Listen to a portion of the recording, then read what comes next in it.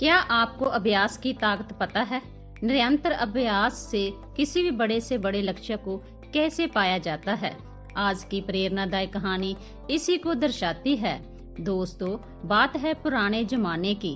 तब ना स्कूल होते थे, न ही किताबों से भरी अलमारियां। बच्चे अपनी पढ़ाई के लिए गुरुकुल जाया करते थे। वहाँ बच्चे गुरुजी के आश्रम में रहते हैं, रोजमर्रा के काम करते हैं, गाय चराते, लकड़ियां बटोरते और साथ ही पढ़ाई भी किया करते थे। ऐसे ही एक कहानी है वरदराज की। वरदराज भी अपने गांव से गुरुकुल भेजा गया। जैसे बाकी बच्चे जाते थे, वो भी वहां पहुंचकर अपने बाकी साथियों में घुल मिल गया। सब साथ खेलते, खाते, आश्रम का काम करते। लेकिन एक ही जगह थी जहां वरदराज अपने दोस्तों से बहुत पीछे था, और वो थी पढ़ाई। गुरुजी जो भी पढ़ाते, वरदराज की समझ में बहुत कम आता। अक्षर, श्लोक, अर्थ सब कुछ उसके लिए उलझे धागे जैसा था। गुरुजी समझाते समझाते थक जाते, मगर वरदराज के सिर पर तो मानो बात ही नहीं चढ़ती। धीरे धीरे उसकी हालत ऐसी हो गई कि आश्रम के बच्चे उसे ताने मारने लगे। कोई उसे मंदबुद्धि कहता, कोई कहता तू तो कभी कुछ नहीं सीख पाएगा। वक्त बीतता गया, साल खत्म हुआ, उसके सारे साथी अगली कक्षा में चले गए, लेकिन वरदराज वही का वही रह गया, अकेला, उदास और टूटा हुआ। आखिरकार एक दिन गुरुजी ने भी हार मान ली।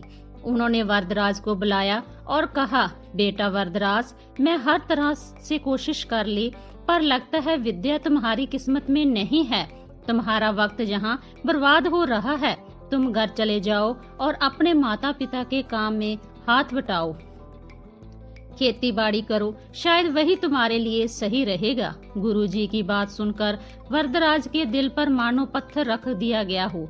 उसकी आंखें बाहर आई। उसने सोचा, शायद गुरुजी ठीक कहते हैं, पढ़ाई तो मेरे वश की बात नहीं है। वो बारीक कदमों से अपने गांव की ओर चल पड़ा। दोपहर का वक्त था, सूरज सिर पर आग बरसा रहा था। वरदराज को बहुत प्यास लगी। वह चारों तरफ देखने लगा, कहीं पानी मिल जाए। तभी उसने देखा, थोड़ी दूर पर कुछ औरतें कुएं से पानी खींच रही थी। वो जल्दी जल्दी वहां पहुंच गया। कुएं के पास उसने देखा कि पत्थरों पर गहरे निशान पड़े हुए थे।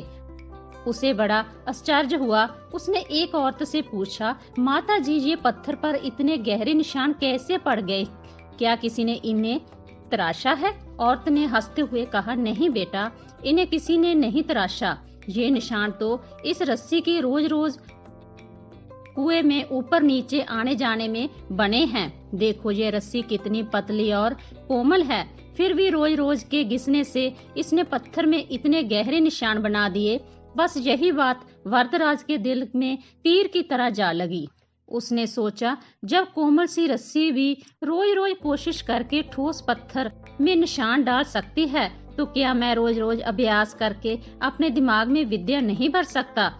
उसकी आंखों में नई चमक आ गई। अब वरदराज को यकीन हो चला था, लगातार मेहनत से नामुमकिन भी मुमकिन हो जाता है। वरदराज ने वही कुएं के पास फैसला किया, मैं हार नहीं मानूंगा, मैं वापस जाऊंगा गुरुकुल और तब तक कोशिश करूंगा जब तक सीख ना जाऊं। वो फौरन वापस गुरुकुल लौट गया। उसके लौटते ही सब हैरान रह गए। गुरुजी ने पूछा, बेटा वरदराज, तुम फिर क्यों लौट आए? वरदराज ने आत्मविश्वास से कहा, गुरुजी, मैंने रास्ते में एक कुआं देखा। वहाँ रस्सी के रोज रोज घिसने से पत्थर में निशान पड़ गए थे, तो मैंने सोचा कि अगर पत्थर पर निशान पड़ सकते हैं, तो लगातार अभ्यास से मेरा दिमाग पर भी विद्या की छाप जरूर पड़ सकती है। गुरुजी, मुझे एक मौका और दीजिए। मैं मेहनत करूंगा, रोज करूंगा और तब तक करूंगा जब तक सीख ना जाऊं। गुरुजी ने उसकी आंखों में एक अलग चमक देखी। उन्होंने कहा, वरदराज, यही तो असली विद्या की पहचान है, हार ना मानना।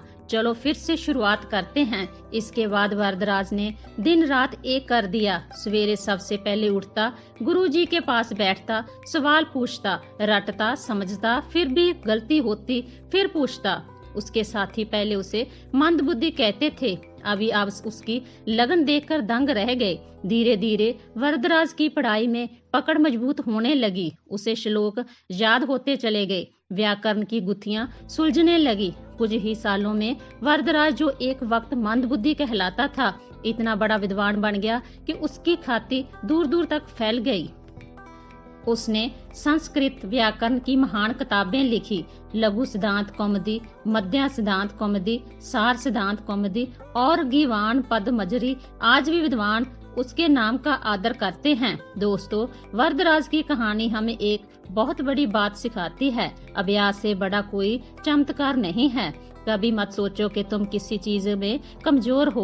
अगर वरदराज हार मान लेता तो शायद दुनिया कभी उसका नाम नहीं जानती, लेकिन उसने ठान लिया और कर दिखाया। इसलिए याद रखना दोस्तों, मेहनत करो, रोज करो, धैर्य रखो और दुनिया को दिखा दो कि तुम क्या कर सकते हो। अंत में यही कहना चाहूंगी कि किस्मत के भरोसे मत बैठो, मेहनत करो, फिर देखो पत्थर भी मोम की तरह पिघल जाएगा। अगर आप इस कहानी को और भी लोगों तक पहुंचाना चाहते हो तो इस वीडियो को लाइक करो, ताकि यूट्यूब इस वीडियो को और भी लोगों तक पहुंचाए। अगर कहानी अच्छी लगी हो तो हमारे चैनल को सब्सक्राइब जरूर करें।